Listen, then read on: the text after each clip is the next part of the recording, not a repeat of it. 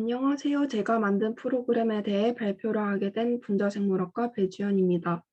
저는 전공 과목 내용 중에 RNA 레귤런 시스템을 파이썬으로 짜보게 되었는데요. 소스 코드에 대해 설명드리기 전 우선 간단한 개념 설명을 하고 넘어가겠습니다. 우리의 몸은 단백질로 구성이 되어 있고 단백질은 살아가는 데 있어서 매우 중요한 필수 요소입니다.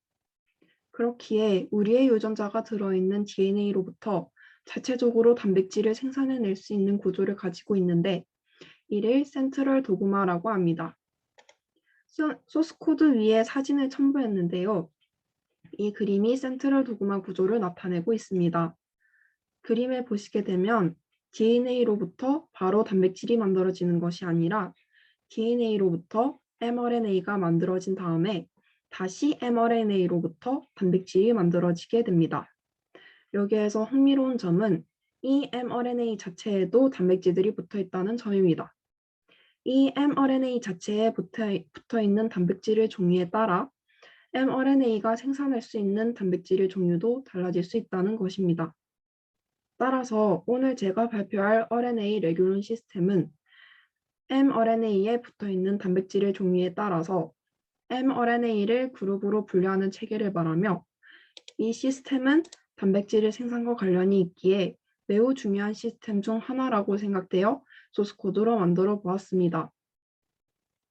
이제 소스 코드를 보시면 mRNA에 붙어 있는 단백질을 mRNA 프로틴, 줄여서 mRNAP라고 변수로 지정했고 단백질의 종류를 1번 단백질, 2번 단백질, 3번 단백질로 국한시켰습니다.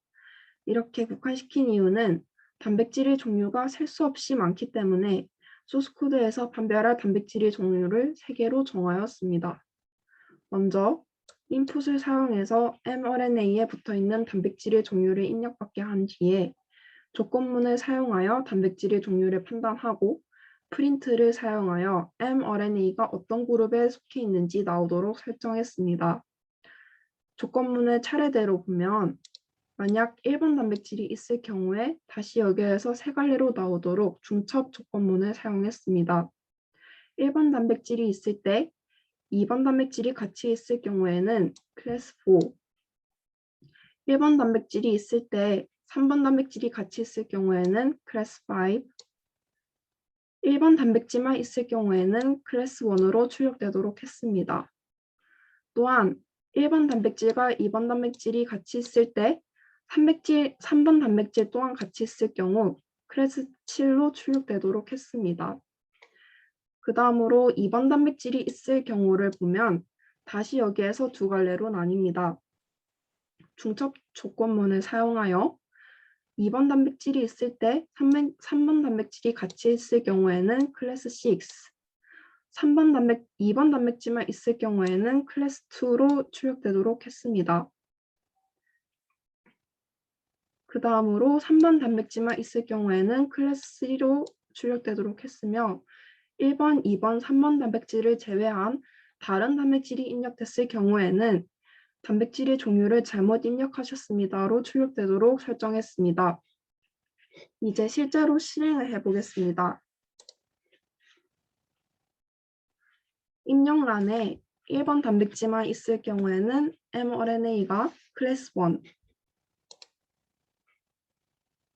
2번 단백질만 있을 경우에는 클래스 2, 3번 단백질만 있을 경우에는 클래스 3, 1번, 2번 단백질이 같이 있을 경우에는 클래스 4, 1번, 3번 단백질이 같이 있을 경우에는 클래스 5, 2번, 3번 단백질이 같이 있을 경우에는 클래스 6, 1번, 2번, 3번 단백질이 같이 있을 경우에는 클래스 7로 출력되도록 했습니다. 1번, 2번, 3번 단백질을 제외한 다른 단백질이 입력될 경우를 보겠습니다.